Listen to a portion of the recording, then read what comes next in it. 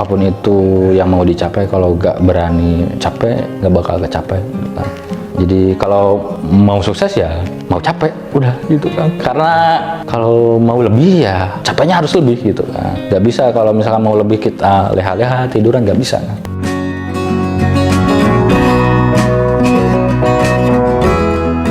Nama saya Hilmi Firdaus Muslian, usia 31 tahun, pemilik usaha dari edgy.co.id. Saya itu backgroundnya guru bahasa Inggris. Saya ngajar itu dari tahun 2014. Ngelamar P3K gagal, kemudian PNS juga gagal. Program-program pemerintahan lain semacam pendamping desa, PKH, itu juga gagal. Bahkan pernah dalam suatu waktu itu kita melakukan tes ya ke Bogor. Tes pendamping desa itu dalam satu mobil ada 10 orang. Itu 9 orang lulus, dan yang nggak lulus itu cuma saya. Jadi mungkin sama Allah nggak cocok mungkin ya untuk kerja di hal lain, ya mungkin Allah amanatnya ya harus ngembangin Edgy gitu kan, biar lebih manfaat untuk banyak orang gitu kan.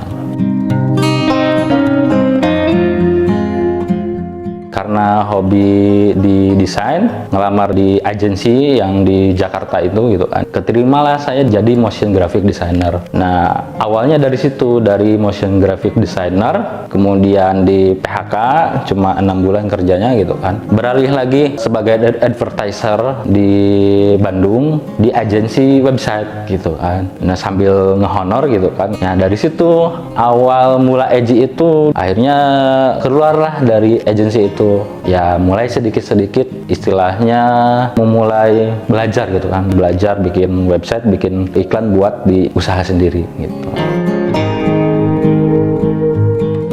Jadi edgy.co.id ini kreatif digital agency ya, dimana kita menangani dari pembuatan website, kemudian desain grafis dan konten. SEO juga kita udah masuk juga di SEO. Jadi segala hal yang memang dibutuhkan di kreatif digital industri ya kita insya Allah siap untuk menangani gitulah. Konsumen-konsumennya itu biasanya pemilik-pemilik usaha yang memang dia mau mulai optimalisasi digital. Ngelihat peluang sih Kang.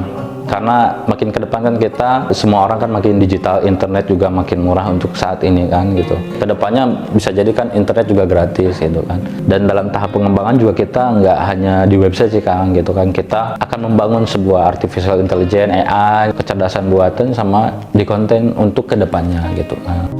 Karena pada waktu itu saya gak punya uang, modal saya itu cuma skill gitu kan. Waktu itu saya beli domain itu harga 350.000, 150.000 itu hosting. Jadi modal awal saya bikin Edgy itu cuma 500.000, 350.000 beli domain yang edgy.co.id, kemudian 150.000-nya itu beli hosting. Itu modal awal pada saat istri mau melahirkan itu tuh. Yang modal awal itu 500.000 itu modal awalnya. Alhamdulillah bisa berjalan sampai sekarang udah berjalan 5 tahun kan. 10 orang tim bantu klien-klien kita gitu kan. Alhamdulillah lah Kang gitu, disyukuri gitu kan. Modal bukan penghalang, yang penting kemauan sih Kang. Berapapun modalnya, kalau misalkan kita gak punya pengetahuan bagaimana cara mengelola modal itu ya tetap aja kita bangkrut-bangkrut juga gitu kan. Jadi modal yang pertama kan ilmu dulu gitu kan, baru yang kedua di materi, di uang gitu.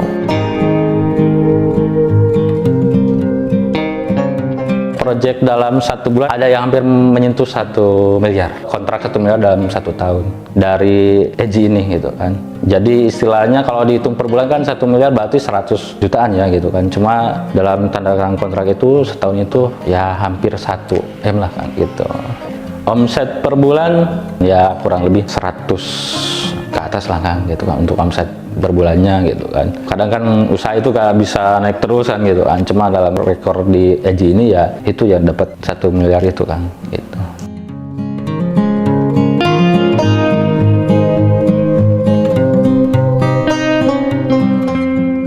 Jalan-jalan udah bisa agak kehujanan lah sama keluarga, kemudian rumah udah agak bocor. Kalau dulu kan saya di garasi Kang. Waktu itu Eji itu pernah ngantor di garasi, dan garasi itu dijadiin rumah saya dulu tuh. Kalau ada hujan gede tuh bocor tuh, kita beres-beresin laptopnya, komputer dipinggirin dulu gitu kan. Jadi nggak semata-mata kayak sekarang gitu. Kalau dulu mah pakai laptop jadul semua. Nah sekarang garasi itu udah jadi rumah full gitu, udah layak lah tuh kan. Dan Eji-nya dipindahin ke sini. Gitu. Ya kalau klien alhamdulillah dari awal 2018 sampai sekarang itu hampir 1000 lebih gitu kan. 1000 lebih website yang kita bikin. Cuma kan nggak semua 1000 itu dia masih aktif gitu kan. Ada yang sudah memang nggak perpanjang lagi. Cuma klien kita itu kebanyakan dari kota-kota besar, kemudian dari Bali. Nah yang paling kontribusi paling besar gitu. Kita pernah klien dari Cina, kemudian dari Pakistan, sama dari Malaysia kita juga pernah itu. Walaupun kita berada di desa tapi pemikiran kita harus mengglobal gitu kan. Makanya motivasinya Eji itu dari situ kan. Kerjaan di desa, rezeki kota gitu. Titik terendah itu pada saat istri hamil dan masih ngerintis juga di Eji gitu kan. Pengen beli cireng ya, istri pada waktu itu mau ngidam gitu kan. Pengen beli cireng itu saya agak mampu. Walaupun pada saat itu kan masih tinggal sama orang tua, cuma karena kan saya sebagai kepala keluarga juga gengsi untuk minta gitu kan. Jadi titik terendah itu ya untuk beli cireng aja saya itu gak mampu. Kemudian saya harus jual kendaraan gitu kan untuk biaya persalinan gitu kan. Ya itu mungkin titik paling rendah gitu kan, yang memotivasi bahwa Eji itu harus berkembang ke depannya kayak gitu.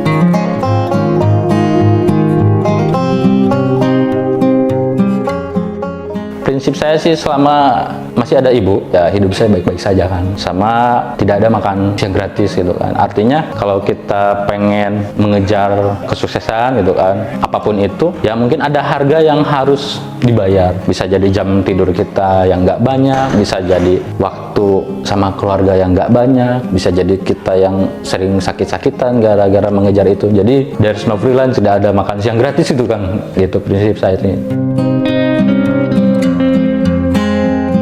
Kunci sukses itu ya capek kan. Jadi kalau ada prinsip ini kan, kalau kita mengambil keputusan-keputusan yang mudah, kita bakal mengalami kehidupan yang sulit. Kalau kita mengambil keputusan-keputusan yang sulit, kita bakal mendapatkan kehidupan yang mudah. Gitu aja kan prinsipnya. Jadi kalau tidur itu kan keputusan yang mudah kan. Begadang, main PS, itu kan keputusan yang mudah. Paginya gak usah bangun, tidur lagi sampai jam 1 siang, itu kan keputusan yang mudah. Tapi apakah dengan keputusan yang mudah itu bakal menjadikan kehidupan kita mudah juga? Saya rasa enggak deh gitu kan. Begitupun dengan gadang, ngerjain project, upgrade skill, belajar sana sini gitu kan. Apakah itu keputusan yang mudah? Itu keputusan yang sulit kan. Ya hasilnya dengan kehidupan yang lebih baik gitu kan. Jadi jangan sampai terlena gitu kan dengan keputusan-keputusan yang mudah gitu kan. Karena keberuntungan itu bakal ketemu dengan orang yang siap Kang. Siap dalam hal ilmunya, pengetahuannya, ada keberuntungan, ada kesempatan, ketemu, ya jadilah gitu kan. Sama halnya ketika saya dapat proyek yang besar itu, ya itu karena kitanya sudah siap, ada kesempatan. Karena kalaupun ada kesempatan, kita nggak siap nih, nggak siap mental, nggak siap ilmunya, ya tetap aja nggak bisa gitu. Jadi hal yang pertama untuk mendapatkan keberuntungan, ya kita upgrade skill dulu tuh Kang, baru akan ketemu kesempatannya gitu kan.